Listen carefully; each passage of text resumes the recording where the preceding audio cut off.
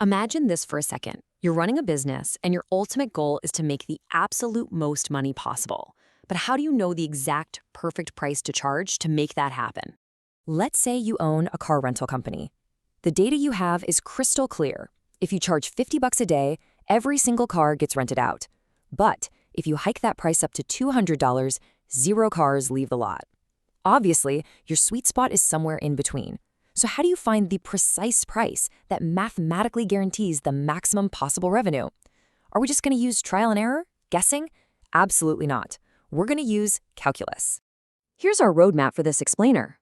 We'll cover 1. The power of optimization. 2. The 6-step strategy. 3. Example 1. The garden. 4. Student Q&A and constraints. 5. Example 2. Maximizing revenue. And 6. Summary and next steps. By the end of this lecture, you'll understand exactly how to apply this universal framework to easily solve any real-world maximizing or minimizing problem. Okay, let's jump straight into section 1, the power of optimization, finding the absolute best. What are we actually trying to do here? Well, optimization is kind of like climbing a mountain to find the absolute highest peak. Or if you're looking for a minimum, it's like descending into the absolute lowest valley. Think of it like carefully tuning an old radio dial until the static completely disappears and you hit that perfect crystal clear frequency. In calculus, engineers and businesses use this exact concept to minimize their production costs or maximize the volume of a shipping box or, like our car rental hook, maximize revenue. It takes the guesswork out entirely. Moving to section 2, the 6-step strategy, your problem-solving framework. Let's look at how we systematically find these mathematical peaks and valleys. All right, here is your universal checklist. Step 1, draw a figure and introduce your variables. Seriously, never skip this. Seeing the problem visually is literally half the battle. Step 2, determine exactly what quantity you're trying to maximize or minimize. Step 3, write a formula for that quantity. Now, step 4 is absolutely crucial because this is usually where students get stuck. You're often going to have a formula with 2 variables, like an x and a y. You have to use a constraint equation to reduce it down to just one single variable. Step 5, identify your domain limits. And finally, step 6, use your calculus tools to locate that exact max or min. Section 3, Example 1, the garden. A simple application. Let's make this whole framework super clear by applying it to a physical puzzle. Picture this physical setup. You're building a rectangular garden. Now, one side of this garden is up against a solid rock wall, so lucky you, you don't need a fence there. You have exactly 100 feet of wire fencing for the remaining 3 sides. Our goal, which tackles steps 1 and 2 of our strategy, is to maximize the total area of this rectangular garden. We'll call the 2 identical sides sticking out from the wall X and the long side parallel to the wall Y. Let's tackle step 3 and write out our formula. Area equals X times Y. But wait, here's that problem we talked about. We have 2 variables. We need step 4 to reduce this down to 1. So we use our fencing constraint. The 2 X sides plus the Y side have to equal our 100 feet of total fencing. Basically, 2X plus Y equals 100. If we do a quick bit of algebra and solve that for Y, we get Y equals 100 minus 2X. Now substitute that back into our original area formula. Boom, we have our single variable function. Area as a function of x equals x times the quantity 100 minus 2x. Distribute the x, and that simplifies to 100x minus 2x squared. Section 4, Student Q&A and Constraints Setting Boundaries. Before we jump into taking derivatives, let's pause. I want to address a very common trap students fall into with step 5. You see, in pure abstract math, x can just go on to infinity. But in applied optimization, we have real physical limits. We call this a bounded interval. Because we only have 100 total feet of fencing, x obviously has to be greater than 0. Otherwise, well, there's no garden. But x also has to be less than 50. Why? Think about it. If you have 2 x sides and they are both 50 feet long, that uses up all 100 feet of your fence, leaving absolutely 0 feet for the y side. So our domain is strictly locked in this bounded interval between 0 and 50. Now, you might be wondering, wait a minute, why do we only look at critical points and endpoints to find the maximum? It's a great question. The answer lies in the extreme value theorem.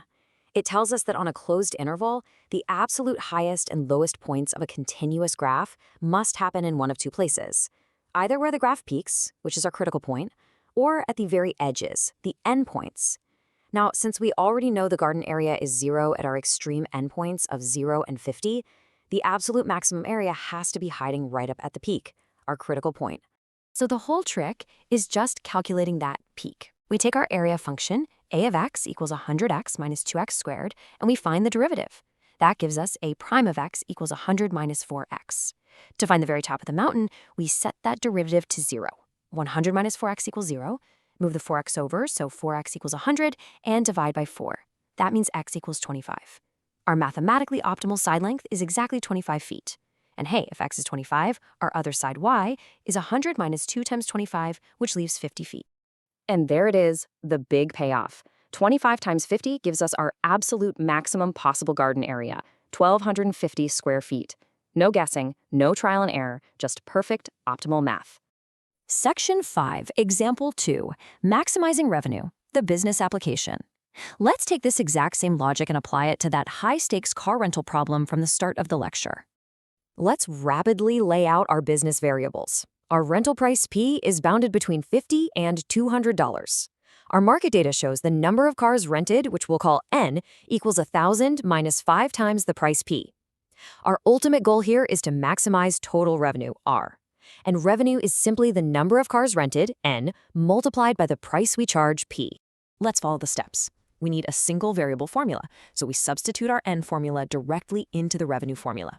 Revenue R as a function of price P equals P times the quantity 1,000 minus 5P. Distribute that P and we get a shiny new revenue function, negative 5P squared plus 1,000P. Now, to find the peak of this profit mountain, we take the derivative. R prime of P equals negative 10P plus 1,000. Set that to 0, do the quick algebra, and we find our critical point is P equals 100.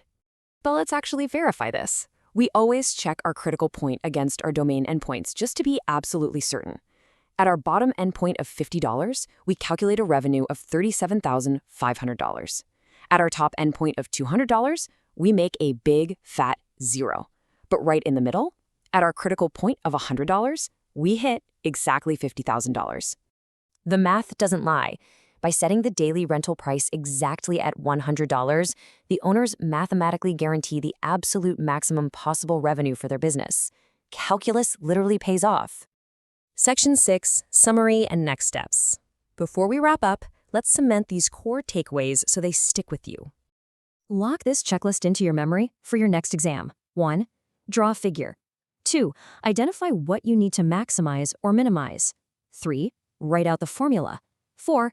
Use a constraint to isolate a single variable. 5. Define those physical domain limits. And 6. Check your critical points against your endpoints. What you really need to take away from this explainer is that optimization is basically a superpower. Whether you're fencing a backyard garden, designing a new product, or pricing a service, calculus takes all that messy trial and error guessing and transforms it into pure, undeniable mathematical certainty. But of course, math always has another puzzle waiting right around the corner for us.